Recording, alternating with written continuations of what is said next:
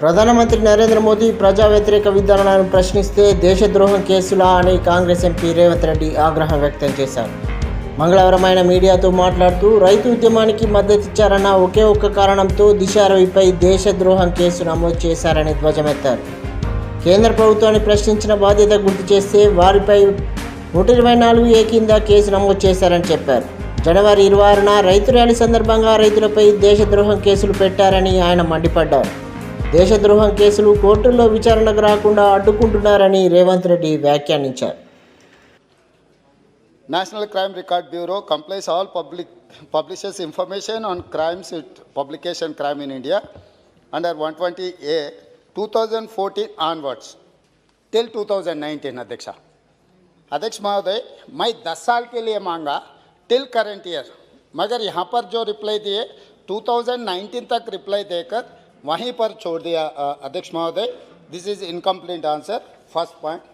Second point, जो Delhi police comes under गृह मंत्री, सो दिल्ली तो कोई स्टेट सब्जेक्ट नहीं है सर. जो land order police state subject बोल के ये रिप्लाई में कहा है मंत्री जी ने, मगर दिल्ली जो पुलिस होता है वो गृह मंत्री के अंदर होता है. ये दिल्ली में आफ्टर 2019 बहुत सारे केसेस लगे हैं सर, उत्तर प्रदेश और दिल्ली में. मैं ये कहना चाहता हूँ सर, क्रिटिसिज्म और आस्किंग क्वेश्चन, क्रिएटिंग अकाउंटेबिलिटी, या केंद्र सरकार या प्रदेश सरकार को पूछना कोई सेडिशन नहीं होगा सर. मगर 2014 के बाद जो हिंदुस्तान में ये हो रहा है कि कोई सरकार के पॉलिसी के खिलाफ कोई कुछ कदम उठाए, किसी ने कुछ कहा तो इमीडिएट ये 124A में सेडिशन केसेस लगवा रहे हैं सर. इसका एक ही मैं इसका आंसर इसमें से मैं निकल के बोल रहा हूँ सर. 2019 में जो कन्विक्शन रेट इज 3.3%. इसका मतलब पॉलिटिकली मोटिवेटेड केसेस ज़्यादा से ज़्यादा लगवा रहे हैं सर. इसके बारे में कुछ चर्चा चलना है.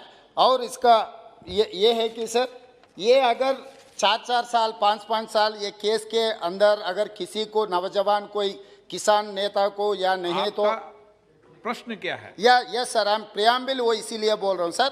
6 साल अगर ये केस लगा के ऐसी छोड़ दिए तो चार्जशीट फाइल नहीं कर रहा है, इंक्वायरी कंप्लीट नहीं किए तो उनको नौकरी नहीं मिलेगा, उनको पासपोर्ट नहीं मिलेगा, उनको जो वीसा भी नहीं मिलेगा.